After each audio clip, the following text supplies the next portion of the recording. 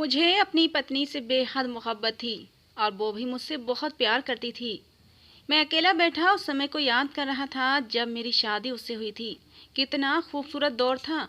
हम दोनों ही एक दूसरे को पाकर बेहद खुश थे। उस समय हमारे बीच कोई तीसरा न था जो अब आ चुका था।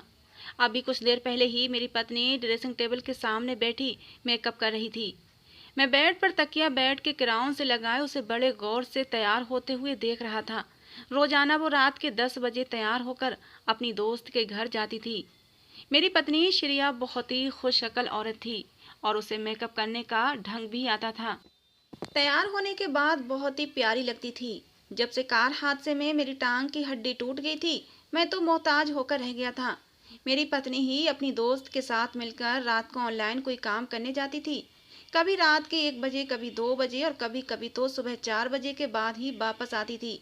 वो काम करती थी और घर का खर्चा चल रहा था। मेरी टांग पर प्लास्टर चढ़ा हुआ था। 6 महीने का बेड रेस्ट डॉक्टर ने बताया था। दिन भर चिड़िया घर के कामों में और मुझे संभालने में गुजार देती और रात होती तो ऑनलाइन बिजनेस के लिए अपने दोस्त के घर चली जाती। लेकिन जब तक वो घर से वापस रहती मेरा दिल बेचैन रहता था। मुझे ये समझ नहीं आता था कि ऑनलाइन बिजनेस के लिए मेरी पत्नी इतना मेकअप करके तैयार होकर क्यों जाती है। मेरी पत्नी को उसकी दोस्त का ड्राइवर ही लेने आता था और वही वापस छोड़ जाता था। मेरे लिए ये बहुत बड़ी मजबूरी थी कि मैं इस वक्त अपाहिज था। मैं ये सोच रहा था कि जैसे ही चलने फिरने के लायक हो जाऊंगा तो श्रिया को कोई भी काम नहीं करवाऊंगा। वो बेचारी मेरी खातिर क्या कुछ नहीं कर रही थी। एक बार मैंने श्रिया से कहा कि वो मुझे बताए कि वो ऑनलाइन काम कैसे करती है, मुझे भी सिखा दे। घर पर लैपटॉप मौजूद होता है, मैं भी उसके साथ वो काम कर लिया करूंगा ताकि घर बैठे बैठे आमदनी का कुछ जरिया बन सके। लेकिन वो कहती आप क्यों परेशान होते हैं, मैं कर तो रही हूँ। घर का किराया भी समय पर जा रहा है, खाने पीने की भी कोई कमी नहीं है। आप भी डॉक्टर के पास रेगुलर चेकअप के लिए जा रहे हैं, फिर क्यों परेशान होते हैं। मैंने कहा मैं फ्री बैठे बैठे बोर हो जाता हूँ। मुझे पता है अगर तुम मुझे थोड़ा सा भी आइडिया दोगी तो मैं जल्दी ही वो काम सीख जाऊंगा। ऑफिस का भी तो सारा काम मैं ही संभालता हूँ। मेरी बात पर वो मेरे कंधे पर सर रखकर अपना हाथ मेरे गले में जमा लेती और कहती रोहन, हर काम मर्दों के करने वाले नहीं होते। कुछ काम ऐसे भी होते हैं जो सिर्फ औरतें ही कर सकती हैं। ये कहकर वो अजीब से अंदाज में मुस्कुराई थी। इससे पहले कि मैं वजह पूछता वो मुझसे प्यार मोहब्बत की बातें करने लगती और मेरा ध्यान बटाने लगती। लेकिन मुझे ये नहीं बताती थी कि वो काम क्या करती है। सुबह जब वो वापस आती तो चेहरे पर बहुत ज्यादा थकान के आसार नजर आते थे। यहाँ तक कि उसका मेकअप भी हटा हुआ होता था। आते ही वो बेड पर अपना पर्स फेंक देती और वहीं बेड पर लेट जाती। जाहिर सी बात है पूरी रात जाग कर काम करने के बाद उसे एक लंबी नींद चाहिए होती थी। लेकिन मेरे नाश्ते की फिक्र उसे सुबह दोबारा उठा देती थी। मुझे अपनी इस बेबसी पर रोना सा आने लगा था जिसने मेरी पत्नी को थका कर रख दिया था। मेरी पत्नी दोहरी जिम्मेदारी से गुजर रही थी। एक बार श्रिया नहाने चली गई थी और उसका पर्स बेड पर ही पड़ा हुआ था। उसे अभी तैयार होकर काम पर भी जाना था कि एकदम पर्स के अंदर रखे मोबाइल की बेल बजने लगी। मुझे लगा कि उसके किसी दोस्त का फोन होगा।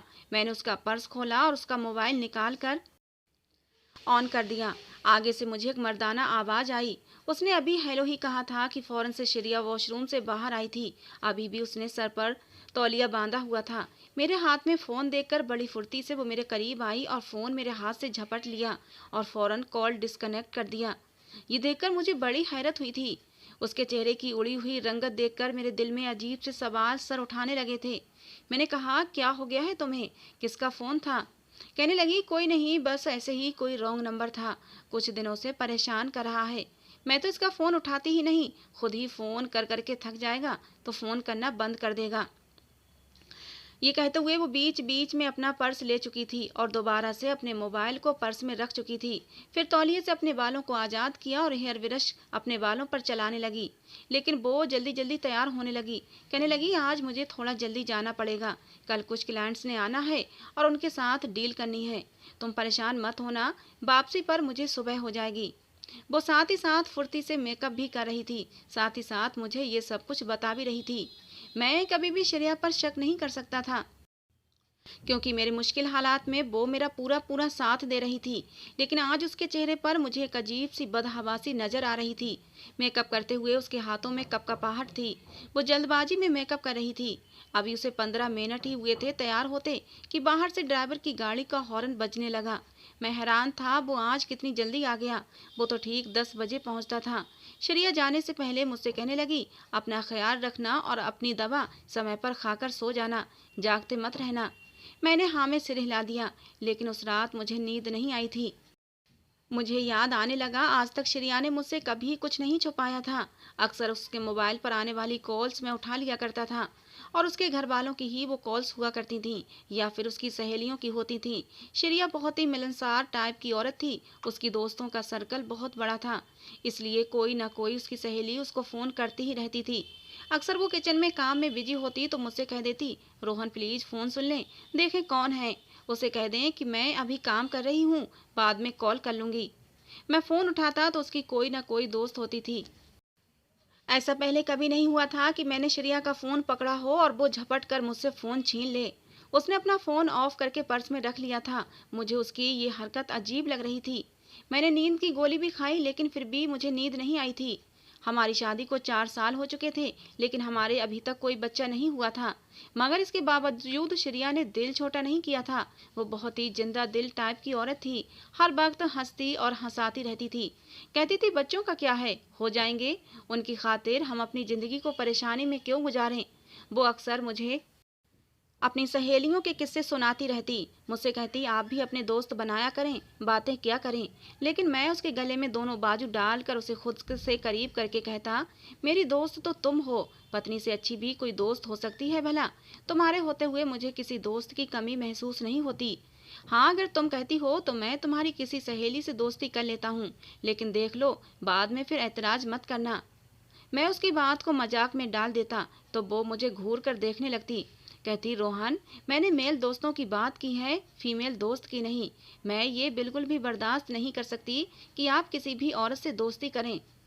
मैंने उसके माथे को चूमा और कहा कि मैं भी बिल्कुल बर्दाश्त नहीं कर सकता कि मेरी पत्नी की दोस्ती किसी मेल से हो।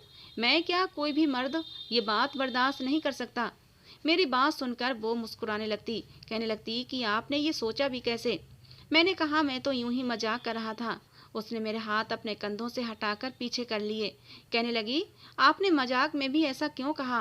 मुझे आपका ये मजाक अच्छा नहीं लगा। आपके अलावा तो मैं किसी दूसरे मर्द को सोचना भी पाप समझती हूँ। क्या आपको लगता है कि मैं इस तरह की औरत हूँ जो मर्दों से गलत दोस्ती रखूंगी। मैंने कहा कि मैं तो मजाक कर रहा था श्रेया, तुम क्यों सीरियस हो गई। आज तक श्रेया सिर्फ मेरे लिए तैयार होती आई थी, लेकिन अब जब से मेरी टांग की हड्डी टूटी थी, उसने मुझे बहुत सहारा दिया था, वरना मैं तो बहुत ही परेशान हो गया था। श्रेया कहने लगी, आप क्यों दिल छोटा करते हैं, जल्दी ही ठीक हो जाएंगे। मैंने कहा, घर का इंतजाम कैसे चलेगा श्रेया, मुझे तो नौकरी से निकाल दिया जाएगा। तो वो कहने लगी, परेशान मत हो, मैं अपनी किसी दोस्त से बात करूंगी। कुछ ही दिन गुजरे थे जब मुझे श्रेया ने बताया कि उसकी एक दोस्त है जो घर पर औरतों के साथ मिलकर ऑनलाइन बिजनेस करती है। वहाँ बहुत सारे लैपटॉप हैं और वहाँ पर कोई प्रोडक्ट्स बेचे जाते हैं और जिनसे उन्हें अच्छा खासा मुनाफा मिलता है। कहने लगी, रोहन, अगर तुम अनुमति दो तो मैं ये काम कर लेती हूँ, क्योंकि कुछ महीने तो तुम्हें डॉक्टर ने बेड रेस्ट का मशवरा दिया है। जैसे ही तुम ठीक हो जाओगे मैं जॉब छोड़ दूंगी। मैं इस वक्त मजबूर था, इसलिए मैंने हामी भर ली। मुझे लगा ऑनलाइन बिजनेस है, उसके लिए तैयार होने की कोई ज़रूरत नहीं होगी। लेकिन मुझे हैरत उस वक्त हुई जब श्रेया ने एक बहुत ही अच्छा सा ड्रेस निकाल कर रखा और साथ ही साथ मेकअप भी करने लगी। मैंने कहा, श्रेया, ये क्या कर रही हो, तुम्हें तो लैपटॉप पर काम करना है, फिर इतना तैयार होने की क्या ज़रूरत है। वो कहने लगी, बस कभी कभी क्लाइंट से वीडियो कॉल पर बात करनी पड़ जाती है, इसीलिए ये सब करना पड़ता है। उसकी बात सुनकर मैं खामोश हो गया। पिछले 1 महीने से वो ये काम कर रही थी और घर में किसी भी चीज की तंगी नहीं थी, बल्कि महीना खत्म होने के बाद भी मेरी पत्नी का पर्स पैसों से भरा होता था। मुझे समझ नहीं आती थी, ऐसा कौन सा काम है कि मेरी पत्नी का पर्स हर वक्त पैसों से भरा रहता है। एक बार मैंने श्रेया से पूछा, श्रेया, तुम्हें तनख्वाह कितनी मिलती है। तो वो कहने लगी, ये तो क्लाइंट के ऊपर डिपेंड करता है, कभी कभी ज़्यादा भी हो जाते हैं और कभी कभी कम भी। मैंने कई बार उसे कहा था कि वो मुझे बताए ये काम कैसे किया जाता है, मैं भी कर लेता हूँ। एक बार गाड़ी में ही तो बैठकर जाना होगा और मैं बैसाखी के सहारे थोड़ा बहुत चल फिर लेता हूँ। मैं भी तुम्हारे साथ चला जाता हूँ, तुम्हारा हाथ बटा दिया करूंगा। लेकिन मेरी बात सुनकर वो कुछ परेशान हो गई। कहने लगी, वहां सिर्फ औरतें होती हैं, कोई मर्द नहीं होता। ये सुनकर मैं भी कुछ रिलैक्स हो गया था, लेकिन आज अपनी पत्नी की बदहवासी देखकर मेरे दिल में अजीब तरह के बसबसे सर उठाने लगे थे। मुझे अपनी पत्नी पर शक नहीं करना चाहिए था। अब मुझे अपनी प्लास्टर चढ़ी टांग पर गुस्सा भी आने लगा था। काश कि मेरी गाड़ी का एक्सीडेंट ना हुआ होता और मैं यूं बेबसी से बिस्तर पर ना लेटा होता। मर्द के लिए तकलीफ मर्द के लिए ये तकलीफ कुछ कम नहीं होती। मैं श्रेया के बारे में सोचता तो मुझे अपनी सोच को बदलना पड़ता कि वो इतने मुश्किल समय में मेरी खातिर अपनी रात की नींद खराब कर रही है। मुझे उस पर शक नहीं करना चाहिए। खैर, ये 4-5 महीने भी गुजर गए। मेरी टांग से प्लास्टर भी उतर चुका था। मैंने भगवान का धन्यवाद किया क्योंकि अब मैं चल फिर सकता था। मेरी चाल में जरा सी लड़खड़ाहट थी, लेकिन फिर भी मैं नौकरी की तलाश में निकल पड़ा। लेकिन मेरे पुराने बॉस की कॉल मुझे आ गई। उन्होंने मुझे दोबारा नौकरी पर रख लिया। मैं बहुत खुशी खुशी घर लौटा था।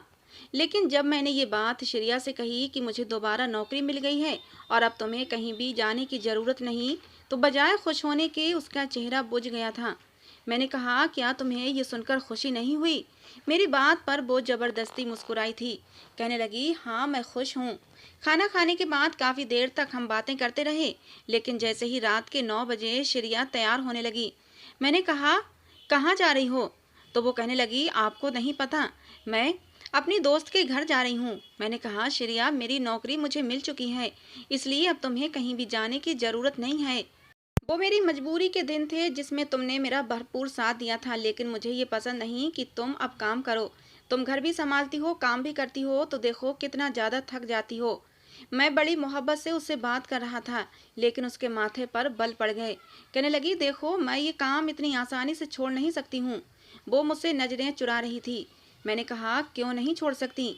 हमारे बीच यही तो तय हुआ था कि जब मैं ठीक हो जाऊंगा और मुझे जॉब मिल जाएगी तो तुम अपना ये काम छोड़ दोगी। मेरी बात सुनकर वो बेड पर मेरे पास आकर बैठ गई। मेरे हाथों को अपने दोनों हाथों में ले लिया और बड़े प्यार से कहने लगी, देखो रोहन, उस वक्त तो हमें पैसों की बहुत ज़रूरत थी। तुम्हारी जॉब नहीं थी, तुम बीमार थे, इसलिए मेरी दोस्त ने मुझसे एक कॉन्ट्रैक्ट पेपर साइन करवाया था कि मैं 2 साल से पहले उसका काम नहीं छोड़ सकती, वरना वो मुझे काम ही नहीं देती। उस वक्त मुझे काम की ज़रूरत थी, इसीलिए मैंने वो कॉन्ट्रैक्ट पेपर साइन कर लिया और इसीलिए 2 साल से पहले मैं ये काम नहीं छोड़ सकती। ये सुनकर मुझे श्रेया पर गुस्सा आने लगा। मैंने कहा, तुमने इतना बड़ा फैसला किससे पूछकर किया? क्या तुम्हें नहीं लगता कि तुम्हें मुझसे बात करनी चाहिए थी? ये तुम्हारा फर्ज बनता था कि तुम मुझसे बात करती। वो कहने लगी, रोहन अगर मैं तुमसे बात करती तो तुम इनकार करने की हालत में नहीं थे। उसने मुश्किल समय में हमारा साथ दिया है, इसलिए मैं किसी भी कीमत पर वो कॉन्ट्रैक्ट छोड़ नहीं सकती। मुझे हर रात को जाना पड़ेगा। उसकी बात सुनकर मैं परेशान हो गया, लेकिन कुछ कह नहीं सका क्योंकि उस वक्त तो मैं वाकई मजबूर था। एक बार शाम को मैं हॉल में बैठा था और श्रेया कमरे में थी। आज वो दिन में भी चली गई थी, अपने काम से लौटी थी। सुबह संडे का दिन था, इसलिए मैं टीवी देखने लगा, लेकिन श्रेया को नींद आ रही थी, इसलिए वो उठकर कमरे में चली गई थी। 1 घंटे तक मैं टीवी पर अलग अलग चैनल देखता रहा। उसके बाद जब मैं कमरे में दाखिल हुआ तो मेरे कदम जैसे कमरे के दरवाजे पर ही रुक गए। श्रेया बेड पर अपना नाइट सूट पहने ही वीडियो कॉल पर किसी से हंस हंस कर बातें कर रही थी। एक मर्दाना हंसी की आवाज ने मेरे कदम रोक लिए थे। जिन कपड़ों में वो इस वक्त थी जिन कपड़ों में वो इस वक्त बैठी हुई थी, वो इस काबिल तो न थी कि वो किसी मर्द से यूं वीडियो कॉल पर बात करती। ऐसे ही मैं कमरे का दरवाजा खोलकर अंदर आ गया और श्रेया की नज़र मुझ पर पड़ी और वो फिर से बदहवास हो गई। उसने फौरन से फ़ोन बंद कर दिया। कहने लगी, आज जल्दी सोने का इरादा है क्या? मैंने उसकी बात को नज़रअंदाज किया और उसके पास आ गया। टांग में मेरे अब भी दर्द रहता था और मैं कुछ लंगड़ाकर चलने लगा था। मैं उसके पास जाकर बैठा। मैंने कहा, अपना फ़ोन मुझे दो। ये सुनकर वो घबराने लगी। कहने लगी, तुम क्या करोगे? मैंने कहा, श्रेया मुझे अपना फ़ोन दो। उसने अपना फ़ोन मुझे नहीं दिया। कहने लगी कि मेरे इसमें बहुत से कॉन्टैक्ट हैं, तुम क्या करोगे देखकर? मैंने कहा कि पहले भी तुम्हारे बहुत से कॉन्टैक्ट होते थे, लेकिन पहले तो तुमने कभी मुझसे मना नहीं किया था। मैं जानता हूँ श्रेया कि तुम ऑनलाइन काम करती हो और इस काम में तुम्हें मर्द और औरत दोनों से काम पड़ता होगा। मैं भी ऑफिस का काम करता हूँ, मेरे पास भी क्लाइंट मर्दों के साथ साथ औरतें भी होती हैं। और मैं इतनी पुरानी सोच का आदमी नहीं हूँ कि तुम मुझे यूं डरो। दिखाओ, मैं देखना चाहता हूँ कि तुम किससे वीडियो कॉल पर बात कर रही थी। मेरी इस बात के बावजूद भी श्रेया ने मुझे अपना फ़ोन नहीं दिया था। कहने लगी, मुझे नींद आ रही है और तुम भी सो जाओ। उसने फ़ोन ऑफ किया और साइड टेबल की दराज में रख दिया। अपनी तरफ का लैंप बंद किया और सोने के लिए लेट गई। कुछ ही देर में वो गहरी नींद सो चुकी थी, लेकिन मुझे नींद नहीं आ रही थी। मेरे कानों में तो वो मर्दाना हंसी गूंज रही थी। उसके सोने के बाद मैं बेड से उठा, उसकी साइड टेबल की तरफ से मोबाइल निकाला और मोबाइल ऑन करने लगा। कुछ ही देर में मोबाइल ऑन हो चुका था, लेकिन मोबाइल पर लॉक लगा हुआ था। बिना पासवर्ड के मोबाइल खोल नहीं सकता था, और ऐसा पहली बार हुआ था। हम दो ही तो लोग थे घर में, इसीलिए ना तो मैंने कभी अपने फ़ोन को लॉक लगाया था और ना ही श्रेया ने। फिर अब क्यों उसके मोबाइल पर लॉक लगा था, और जिसका पासवर्ड भी मुझे पता नहीं था। मैंने अलग अलग पासवर्ड ट्राई किए, लेकिन कोई भी पासवर्ड मैच नहीं हुआ था। और फिर फ़ोन नहीं खुला। अब मेरा शक श्रेया पर बढ़ने लगा था। मैंने मायूस होकर फ़ोन वापस दराज में रख दिया। अब मैं सोच चुका था कि आज से उसे काम पर नहीं जाने दूंगा। पहली बार मेरा और श्रेया का झगड़ा हुआ था, जब रात को मैंने जिद पकड़ ली कि वो काम पर नहीं जाएगी। पहले तो वो मुझसे लड़ने झगड़ने लगी, कभी प्यार से कभी गुस्से से समझाने लगी कि मुझे अपना कॉन्ट्रैक्ट पूरा करने दो। लेकिन मैंने कहा, मेरे नज़दीक किसी भी कॉन्ट्रैक्ट की कोई अहमियत नहीं है। तुम अपनी दोस्त से कह दो कि तुम्हारा पति तुमसे इस बात पर झगड़ा करता है और तुम अब और काम नहीं करोगी। मैं किसी भी बात पर राजी नहीं हुआ तो वो मेरे सामने हाथ जोड़कर विनती करने लगी कि मुझे 2 साल तक ये काम करने दो, लेकिन मैंने इनकार कर दिया। फिर वो मुझसे गुस्से में आकर चीखने चिल्लाने लगी और लड़ने लगी, लेकिन मैंने उसे साफ कह दिया कि मैं किसी कीमत पर भी तुम्हें जाने नहीं दूंगा। वो मुझसे नाराज होकर दूसरे कमरे में चली गई। कमरे का दरवाजा भी उसने लॉक कर लिया। रात देर तक मुझे उसके रोने की आवाज़ें आती रहीं, और मेरे लिए ये बात काफ़ी हैरान कर देने वाली थी कि ऐसा भी क्या काम था कि वो मेरी बात नहीं मान रही थी। आज तक उसने मेरी किसी बात से इनकार नहीं किया था। हमारे बीच बहुत प्यार मोहब्बत था, हम एक दूसरे को समझते थे। लेकिन अब तो मुझे शक होने लगा था। मैं जानना चाहता था, आखिर मेरी पत्नी कौन सा ऑनलाइन काम करने के लिए अपनी दोस्त के घर जाती है। अगले दिन मैंने उसे कह दिया, ठीक है, मुझे तुम्हारी बात पर इनकार नहीं, तुम जाओ और 2 साल तक अपना काम पूरा करो। रो रो कर उसने अपनी आंखें सुजा ली थीं। कुछ खाया पिया भी नहीं था। मेरी बात सुनकर तो जैसे उसका चेहरा चमक गया था। वो फौरन से मुझसे लिपट गई। कहने लगी, मुझे पता था कि तुम मुझसे बहुत मोहब्बत करते हो, तो मेरी बात जरूर मान जाओगे, मेरी बात से इनकार नहीं करोगे। बस 2 साल की बात है रोहन, फिर मैं ये काम छोड़ दूंगी। मैंने कहा, ठीक है, चलो जाओ और नाश्ता बना लो, तुमने भी कुछ नहीं खाया है और मैं भी रात का भूखा हूँ। ये सुनकर श्रेया फौरन से किचन में चली गई और अपने और मेरे लिए नाश्ता बनाया, और वैसे ही हंस हंस कर बातें करने लगी जैसे पहले करती थी। रात को वो तैयार होकर चली गई तो मैंने फ़ोन पर किसी से कहा कि गाड़ी का पीछा करो।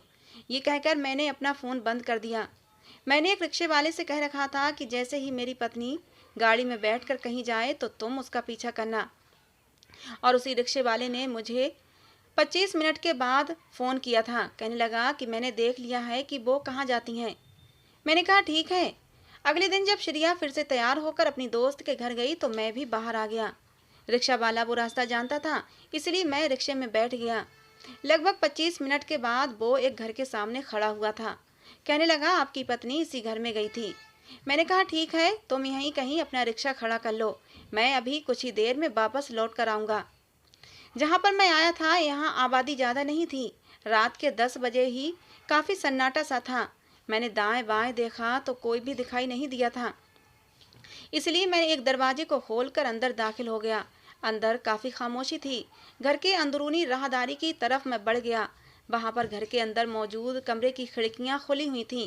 काफ़ी कमरों की लाइट जल भी रही थीं।